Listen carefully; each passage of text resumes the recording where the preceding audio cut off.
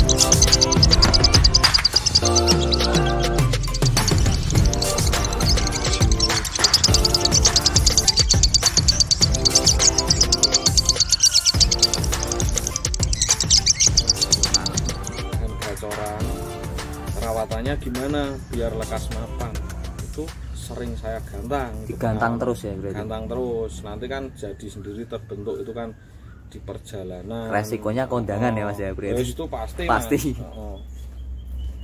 Kalau dari pemilihan yang dari ring-ring saya itu kayak gitu saya. Jadi nggak bisa terus semua.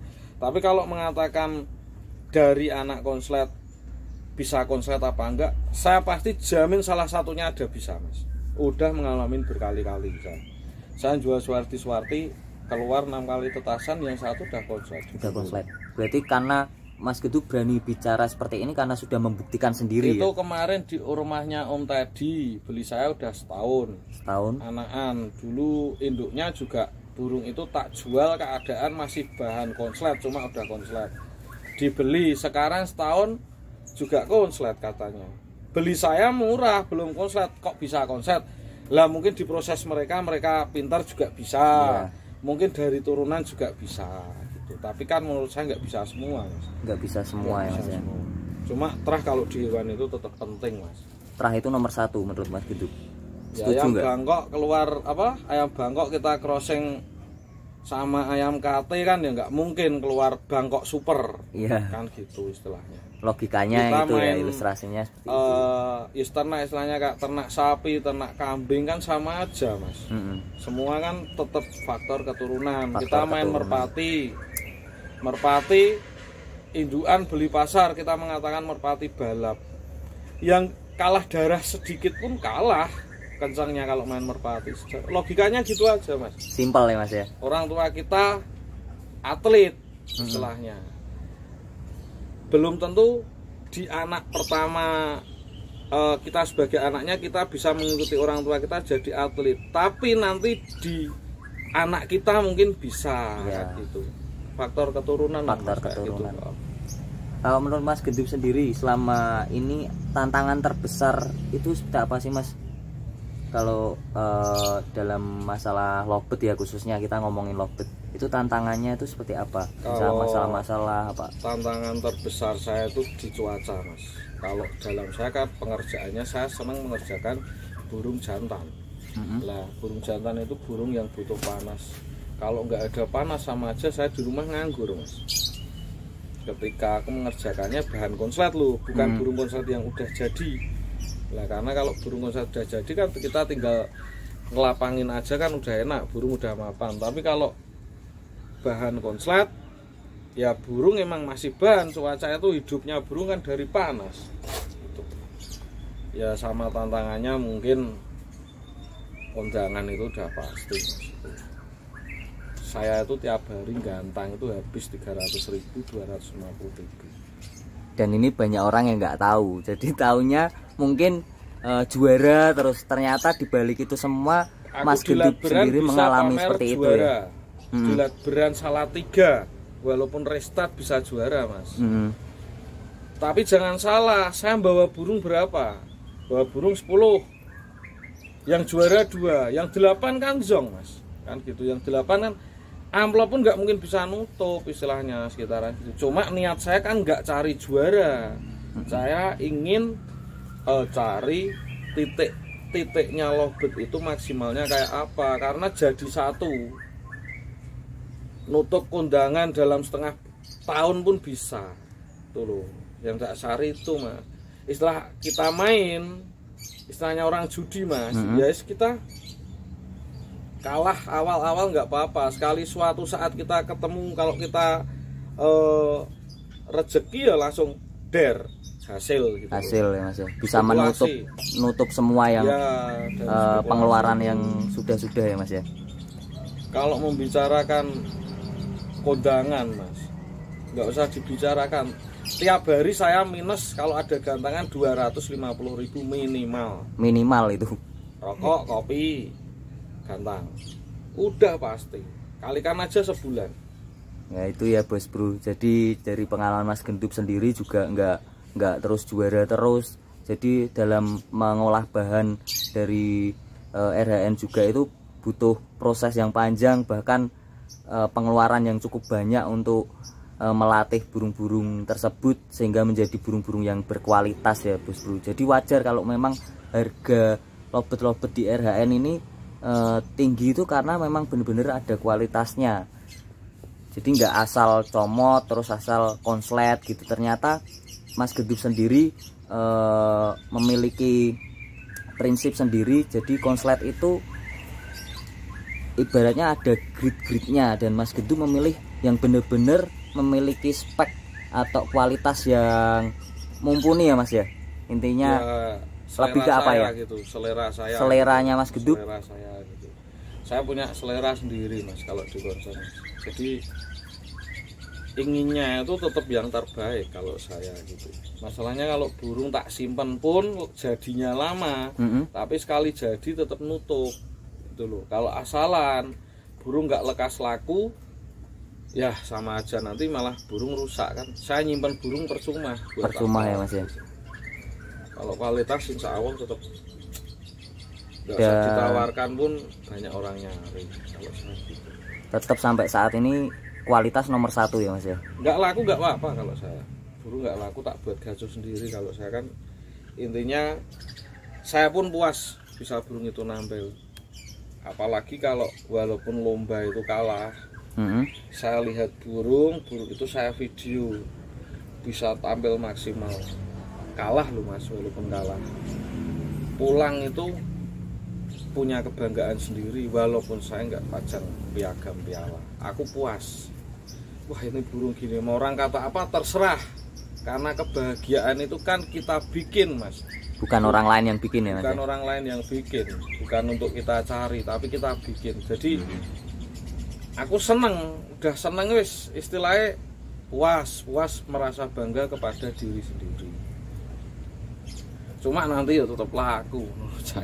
Udah ngalamin berkali-kali lah berani cerita gini itu. Iya, karena semua yang diceritain di sini memang benar-benar pengalaman Mas Gendut pribadi, bukan sekedar cerita-cerita di luar ya Mas ya. Kalau cerita di luar apa gimana, kalau yang namanya orang kita itu hidup nggak nyusahin orang lain, kenapa kita harus dengerin omongan orang lain Mas, kan gitu.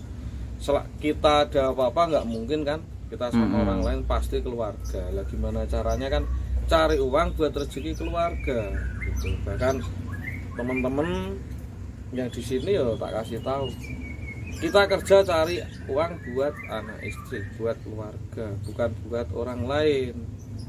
Kita lebih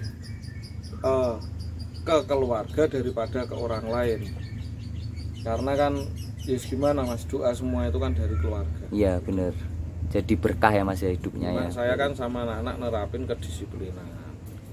Mungkin yang ikut saya kalau nggak betah ya wis rak mungkin betah Mas, istilahnya Memang saya burung A ya harus A, jam segini keluar, jam segini mandi ya mandi, itu wajib. Karena kita membuat burung itu, kita nggak niru burung, maksudnya burung kita jangan terlalu ngikutin burung, tapi kalau gimana caranya burung ngikutin kita gitu loh.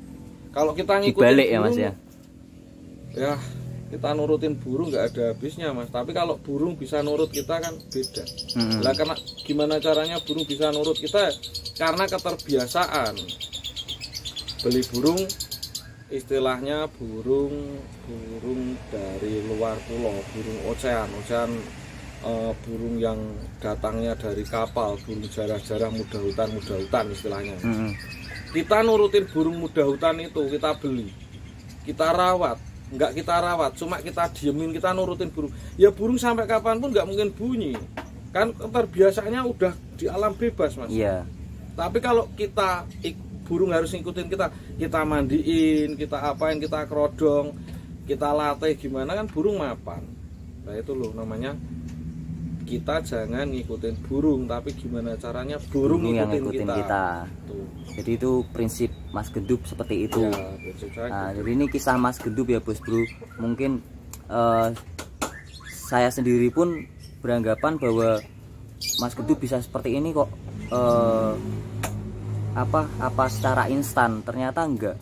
Mas Gendup banyak melalui berbagai hal, tantangan di sana, dan yang mungkin kebanyakan orang nggak tahu dan nggak punya itu konsisten, prinsip, sama masalah dicemooh orang waktu itu di lapangan. ya. Pahit-pahitnya saya itu udah katam istilahnya Mas, udah nggak bisa dibicarakan, nggak punya teman pun sering kalau saya itu Mas. Karena saya udah berprinsip Mas, prinsip saya itu saya nggak mau cuma dengar cerita, saya ingin kenyataannya. Jadi pembicaraan gini nggak tak dengerin, tapi suatu saat bukti ini udah selesai. Jadi nggak mau dengan membalas semua perkataan dari pembicaraan, fakta ya. Udah ini nilai sendiri, resapi sendiri. Mungkin orang bisa berbalik lagi. Iya. Oh iya ternyata saya dengar dari sana, tapi kok gini ya, kok gitu ya. Semakin orang kepo, semakin orang penasaran, tak buat bingung sekali ya. Kalau saya gitu berprinsipnya. Oke Mas Gendup, lanjut ke pembahasan lovebird ya. Ini Dot. Ya itu ada Mas Codot ini dari Adi Codot. Sini Mas, kita ngevlog bareng di sini. Kalau dalam waktu dekat ini Mas Gendup sendiri udah menyiapkan amunisi-amunisi gak Mas? Untuk orbitan-orbitan baru mungkin? Kalau kondisi nggak membicarakannya, nggak cuma kondisi saat ini Mas, hampir tiap hari ya? Harus ada burung terus kalau saya. Harus ada. Jadi cuma kan ada yang bahan belum jadi kadang kan masih bahan terus diambil orang. Kalau saat ini ada sekitaran 20. Total 20 bahan konslet. Udah ada yang konslet, yang ada bahan gacorannya sih Mas, sekitaran 3-4 bahan gacorannya. Kalau yang bahan konslet sama bahan gacoran itu beda. Boleh dijelasin nggak Mas? Kalau bahan gacoran itu sama bahan konslet itu bedanya seperti apa sih Mas? Ya kalau bahan gacoran kan burung masih gacor aja. Belum, menurut saya, feeling di saya untuk deket belum ada gitu. Jadi cuma gacor-gacor vektor gitu. Tapi kalau yang udah bahan konslet kan saya tanggap udah bisa gitu loh. Jadi nunggu bunyinya itu nggak usah harus nunggu. Hanya mau dilihat, tak ketemu titiknya, tak pisah, nggak lama dia bunyi, udah enak didengarkan secara mendadak bisa. Itu kalau saya gitu. Kalau yang lain masih nunggu Mas. Kadang yang bahan gacoran Mas di sini sehari pun belum tentu bisa video. Gitu. Tapi cuma juga tergantung di cuaca. Bahan konslet pun Mas mau di sini sehari, kalau nggak ada panas juga mungkin bunyi. Mas Muptek sering kesini mau ambil video nggak bisa. Ya Mas Muptek, kalau lihat video ini jangan kesini dulu, nanti hujan katanya Mas. waktunya habis mas kalau ngerjain burung itu. Berarti apa bahan-bahan konslet ini bener-bener apa ya, nggak seinstan seperti yang dibayangin ya mas ya? Instan rada, Instan itu mie rebus itu mas. Mie instan ya? Iya. Itu instan banget itu mas. Taunya orang kan tinggal petal pasangan gantung bunyi. Iya. Kan nggak tahu prosesnya mas. entek waktu ke jam berapa turu jam berapa tidur jam berapa malam masih mandiin. Masih mandiin.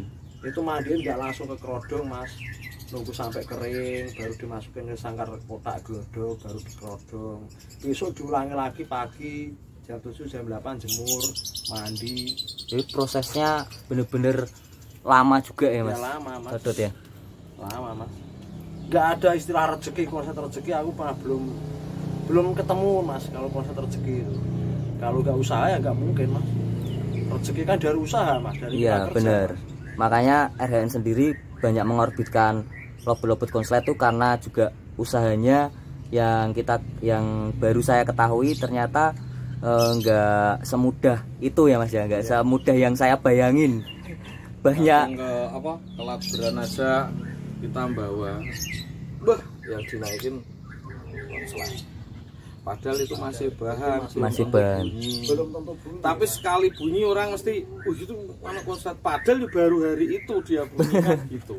Kayak kemarin ya. Ya contoh dulunya sih waktu era aku cerita mas waktu era Lewung. 3 bulan itu yong mas. 3 bulan zong. 3 bulan yong. Totalin sendiri bos bro tadi. 250.000 mas kali 3 bulan.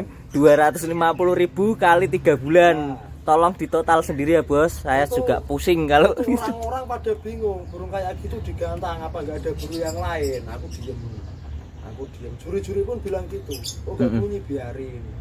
Tapi kok sekarang kok bunyi ya, enak bunyinya itu ya. Masih ada faktanya kalau saya sering gantang di pabelan. Kamu tahu nggak itu burung yang kemarin yang kamu bukannya di gantangan itu. Situ terus kita ngarit itu enggak.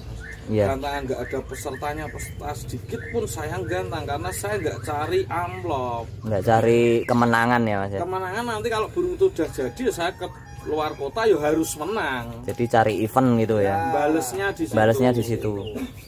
Ya, kalau latbran itu buat RHN sendiri untuk melatih bahan-bahan itu supaya jadi burung yang kualitas ya. Ya namanya aja latber mas, latihan bersama.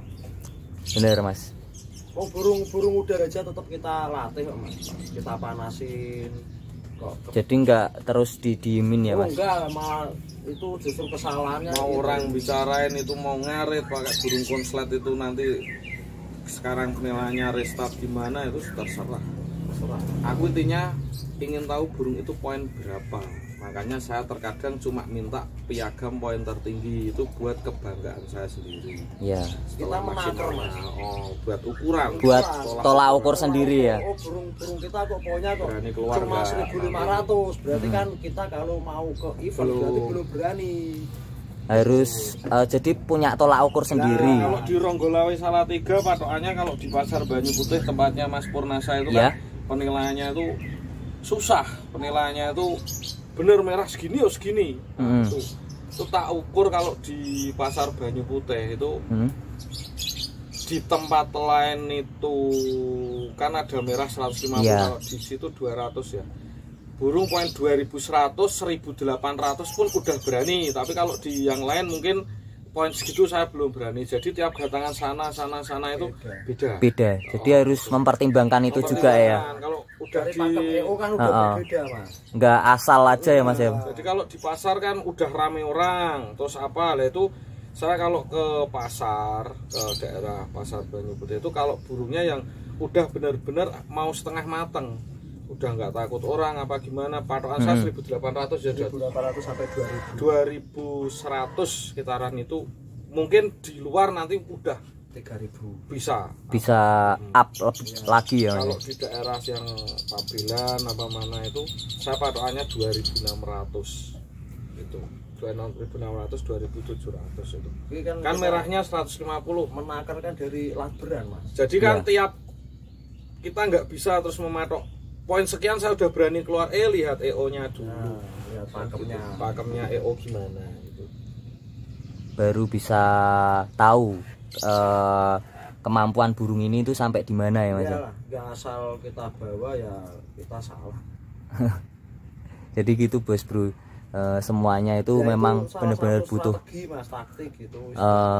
proses panjang, dan sudah disebutin sama Mas Gendup sama Mas Codot juga, ternyata nggak benar-benar nggak seindah yang saya pikirkan ya Bos Bro ya. Mungkin Bos Bro juga sama pemikirannya seperti saya kalau belum tahu pasti tentang lobet-lobet konslet milik Om Priyo Gendup atau di kandang RHN ini ya. Cuma merawat itu semua orang bisa. Semua orang bisa merawat. Waktu 1 jam pun burung berapa banyak selesai bisa kalau cuma merawat. Yang susah mantau dari satu persatu burung kita nggak capek, ya capek pikiran tuh. Jadi berat loh Mas. Poin terpenting malah justru ketika kita harus mengamati satu persatu ya, burung satu dengan yang satunya itu udah beda ya. Mengamati kan dari segi pemahaman karakter juga Mas. Oh, karakternya si burung ini kok Kalau gini. bahasanya apa ya, memahami apa, chemistry ya Mas ya? chemistry. Membangun chemistry ya. Feeling chemistry itu penting Mas itu Mas. Istilahnya feeling Codot belum tentu sama kayak feeling saya, nanti jadi debat. Jadi debat. Biasa itu Mas. Itu udah biasa. Debat kita ambil pokoknya. Oh iya ya, friend. Oh iya, ketemu dulu. Sering kita Mas debat Mas. Debat apa bahasa Jawa ini tukaran gitu, biasa ya. Tapi biasa. Itu untuk apa ya, bukan untuk negatif ya Bos Bro. Itu debat untuk memahami salah satu karakter lobet, gimana caranya lobet ini bisa jalan di lapangan, nampil bagus. Istilahnya nanti aku bilang kuwi krodongan ora usah dikrodong, kemarin diginikan nganu jajal ngene sih. Nah, istilahnya ini nanti ketemu tengah. Oh iya ya, apa ngene sih lek ngene sih. Sering Mas, teman saya minta ini dekabut dulu, ini minta enggak usah biar kering. Itu sering terjadi. Enggak, ini enaknya dekabut sendiri, nanti debat di masalah tangkringan, debat apa itu. Masalah tangkringan aja faktor utama Mas, penting Mas. Ada yang wah ini kasih kayu kemarin kerjanya kurang enak, kita coba di lain hari pakai plastik. Oh ternyata kok nagen satu titik, kerjanya nanti kan maksimal, ketemu di titik-titik itu ketemu di situ. Nanti burung satu kok iki enak bawa betina, ini kok nggak usah bawa betina, enak debat lagi. Sering terjadi. Cuma diambil baiknya, diambil positifnya. Ya intinya kan untuk mencari yang terbaik Mas. Iya. Memaksimalkan burung, bahasanya seperti itu ya Mas ya. Kalau nggak maksimalkan berarti kan kita masih mencari Mas. Kalau dalam waktu dekat ini yang gacauan Mas Gendup sendiri atau burung-burung Mas Gendup yang akan keluar sendiri, yang akan orbit, belum ada. Belum ada, walaupun dilatur-latur udah jalan, menurut saya belum siap. Belum siap. Kalau udah siap, mungkin ganangan buka kemarin pun saya keluar lomba. Kan saya baru fokus ke itu nanti yang burung lama, Suwardi dulu. Suwardi. Jadi Suwardi bakal comeback lagi nih ya Mas. Ya mulai sebulan ini mulai ada. Mau pokoknya hawa panas insya Allah nanti lekas ketemu. Ya kalau di lapangan udah jalan Mas, di lapangan. Cuma jalan-jalanan. Asal bunyi. Belum bisa apa yang kita harapkan. Ya belum maksimal lah istilahnya. Tapi harapan ke depan tetap Suwardi bisa nampil maksimal juga ya Mas ya. Kalau saya tuh burung ketemu titiknya itu kalau udah 3 sesi burung kerjanya gitu terus. Baru itu boleh dikatakan ketemu di situ ya. Kadang sesi awal kita gantung bahan, tapi sesi kedua, sesi ketiga belum bisa ketemu titiknya kayak di sesi pertama kan itu jalan salah. Itu jalan-jalanan belum ketemu. Tapi kalau yang saya inginkan itu ketika kita bawa ke lapangan kita gantung. Burung bunyi sampai akhir, sampai korlap penilaian mereka terus. Burung masih terus sampai mau turun dalam waktu 3 sesi itu baru ketemu. Berarti kita besok mau keluar lomba kan udah ketemu enak. Kalau kita cuma nyobain bahan keluar akomodasi aja udah minus Mas. Ada itu satu bahan yang kemarin poinnya sesi awal 2400, sesi kedua turun Mas, poinnya cuma 800, sesi ketiga malah turun lagi 500. berarti kan kita belum berani keluar. Belum berani ya. Cuma kadang ada orang lihat, oh kok wis penak men to. Wis ketemu. Itu kan orang yang melihat. Cuma melihat di waktu kan pas kerjanya maksimal. Orang lain. Itu Tapi penilaian Mas Gendut sendiri sama Mas Codot berbeda ya. beda Mas, itu di YouTube Mas. Iya. Tak ceritain di YouTube. Terkadang pemula itu taunya itu sesaat itu. Burung di YouTube. Ya, burung konslet di YouTube. Ada orang lihat, wih, burung A. Punyanya siapalah istilahnya. Durasinya lu burung itu sekian, kerja sampai akhir.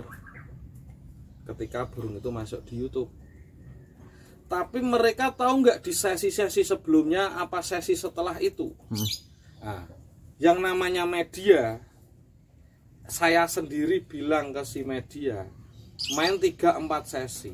Yang tak cari dimasukkan di video kan ketika nampil terbaik. Nampil terbaik, pasti yang dipilih yang terbaik kan. Kadang burung kayak gitu terus dibeli. Inginnya kerjanya yang kayak gitu. Itu loh masalahnya orang di situ. Saya kan ngomong bicara apa adanya. Ya. kok diupload di Jadi sesuai fakta ya yang dibicarakan itu. Mungkin jadi diulang lagi istilahnya kita menilai burung A itu kita juga harus tahu di sesi sebelumnya itu burungnya kerjanya apa mungkin yang di shoot itu ketika sesi pertama kerja sesi-sesi berikutnya. Jadi kan yang namanya media kita ingin menampilkan burung yang terbaik kan diambil video yang terbaik. Nah itu gitu Mas. Jadi mungkin burung ebok kok diambil. itu loh. Itu belum tahu, belum pernah ada Mas. Saya sendiri juga gitu Mas, istilahnya yang nama YouTube kan ya nggak mungkin 4 sesi di video terus. Iya, benar. Diambil waktu terbaik lah itu mungkin lah itu kalau burung itu kerjanya maksimal jadinya kayak waktu di video itu. Ketika kita beli kok burungnya nggak bisa kayak video, berarti kan kamu yang beli belum bisa memaksimalkan kayak waktu sesuai itu video. Tapi suatu saat mesti ketemu maksimalnya kayak gitu. Itu yang namanya terkadang orang berpikiran instan ya dari hal-hal kayak gitu itu secara gamblangnya loh. Iya. Ini burung itu durasi sekian, salah kalau menurut saya. Kalau nggak kondisi mau kamu dilihat bermusuhnya anak-anak kecil lo belum tentu bunyi burung gitu. Burung konslet itu kan cuma istilahnya menang aman aja Mas, menang aman. Cuma kalau menampilkan ya belum tentu bisa gitu terus kerjanya. Aku punya burung konslet A, durasi 1,5 menit. Kalau top perform, kalau kita baru nganasi di labor bisa bunyi 20 detik, 30 detik, yang penting kan bisa kerja sampai akhir gitu loh. Nggak harus di video segitu. Itu kan juga tergantung musuhnya juga gitu. Musuhnya bagus-bagus ya burung ikut bagus biasanya gitu. Oke Bos Bro, mungkin kita akan lanjut ke video-video berikutnya. Sekian konten hari ini. Mungkin video-video selanjutnya saya akan mengulas lagi tentang RHN BF supaya Bos Bro juga mengetahui lebih dalam lagi tentang RHN BF khususnya milik Om Priyo Gendut sendiri. Jadi tetap ikuti terus Bos Bro vlog.